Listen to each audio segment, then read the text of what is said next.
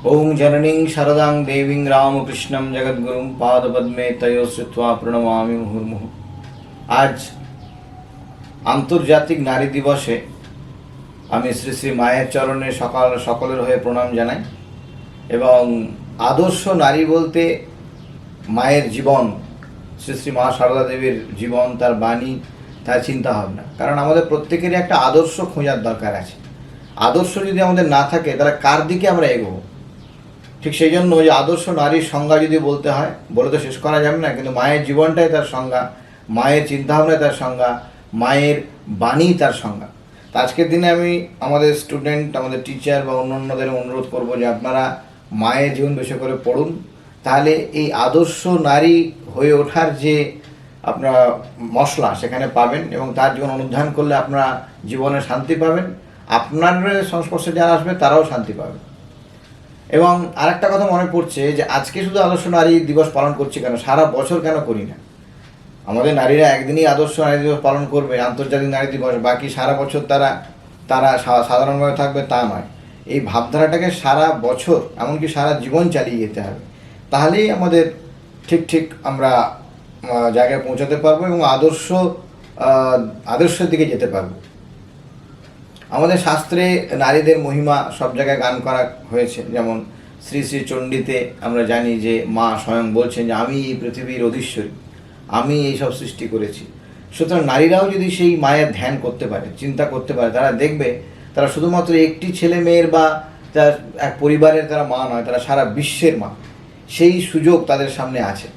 তাদের হৃদয়কে আরও বিস্তার করুক, তারা চিন্তাভাবনাকে আরও এগিয়ে নিয়ে যাক। তারা দেখবে তারা হৃদয়ের মধ্যে অনন্ত শক্তির তার আভাস পাবে। আর আমাদের শাস্ত্র সবসময় মায়েদের মাথার উপরে বসিয়েছে, জননী জন্মভূমিষ্ঠ স্বর্গাদপি গরীয়সী।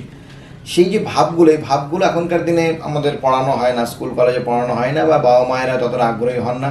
কিন্তু ভালো জিনিস আমাদের খেটে বের করতে হবে, খেটে বের করে সেগুলোকে নিজের জীবনে ধ্যান করতে হবে, কাজে লাগাতে হবে, সবসময় চিন্তা করতে হবে। করতে করতে আমরা, ঠাকুর যেমন বলছেন যেমন ভাব তেমন লাভ, সেই ভাবতে ভাবতে আমরা সেই লাভের দিকে পৌঁছাবো।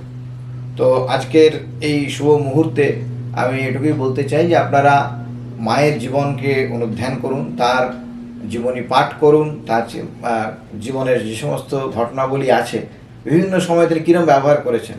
আমাদের জীবনে যেমন সমস্যা আসে, মায়ের জীবনে আরও অনেক সমস্যা ছিল, সে বিভিন্ন সমস্যার তিনি কীভাবে তিনি সমাধান করেছেন সেগুলোও চিন্তা করুন। তাহলে দেখবেন যে আপনারা একটা পথ খুঁজে পাবেন। আর পথ খুঁজে পেলে আপনার জীবন সহজে এগিয়ে নিয়ে যেতে পারবেন, দুঃখের মধ্যে এগিয়ে নিতে পারবেন, আনন্দের মধ্যে এগিয়ে নিতে পারবেন। মানুষের জীবন মানে সুখ দুঃখ থাকবেই, কিন্তু মায়ের একটা এমন জীবন যে জীবন অনুধ্যান করলে সুখ দুঃখ থাকলেও তো আপনাকে স্পর্শ করবে না, আপনি আনন্দ থেকে এগিয়ে যাবেন। তা আপনি আনন্দ থেকে এগিয়ে যান এবং আপনারা যেখানে কাজ করছেন সেগুলোকে আরও সুন্দরভাবে গড়ে তুলুন। আপনাদের মধ্যে অনন্ত শক্তি আছে, চিন্তা আপনারা করতে পারেন, কিন্তু দুর্ভাগ্যের বিষয় যে স্বার্থমগ্ন হয়ে আমরা শুধুমাত্র আমাদের কি পাবো সেই নিয়ে আমরা ভেবে ভেবে সময় কাটাই। কি দেবেন সেটা চিন্তা করুন, দেখবেন যা দেবেন সম্পূর্ণভাবে তার বেশি আপনি পাবেন। এবং এটা বিজ্ঞানসম্মত। আইজ্যাক নিউটনের কথা আপনারা শুনেছেন যে এভরি অ্যাকশন ইকুয়াল রিয়াকশন। এগুলো আমরা পড়ি কিন্তু বিশ্বাস করি না। এটা তো বিজ্ঞান, এটা কোনো ধর্মের বিষয় নয়। এটাকেও আপনারা পালন করুন। যা দেবেন তা দ্বিগুণ রূপে পাবেন। আপনি যে পাচ্ছেন না, মনের মধ্যে আপনার যে একটা দুশ্চিন্তা, একটা অশান্তির কারণ আপনি দিচ্ছেন না, আপনার ভেতরে যা ভালো জিনিস আছে দেন, দেখবেন দ্বিগুণ রূপে ভগবান আপনাকে দেবেন। এবং এটা বিজ্ঞানসম্মত। আজকের দিনে এটুই আমি বলে আমি আশা করব যে আপনার হৃদয়ের বিস্তার হোক, মনের বিস্তার হোক এবং মায়ের জীবনী, আপনারা মায়ের বাণী, মায়ের জীবন কথা আপনারা আরও বেশি করে পড়ে নিজেদের মায়ের মতো করে গড়ে তুলুন, এই প্রার্থনা।